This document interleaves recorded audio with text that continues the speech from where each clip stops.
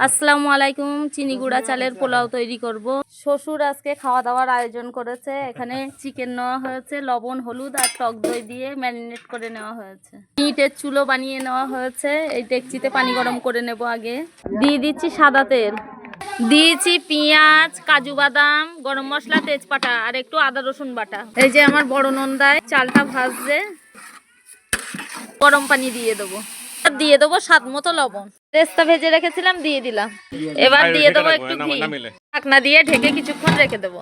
চিকেনটা আমার ভাসুর রান্না করছে, দিয়ে দিয়েছে কাঁচা লঙ্কা, হলুদ, জিরে, ধনিয়ার গুঁড়ো, আদা রসুন বাটা, ধনিয়া পাতা আর টমেটো পেস্ট। মাংসটা দিয়ে দিচ্ছে। মশলার সঙ্গে ভালো করে মাংসটা কষে নেওয়া হচ্ছে।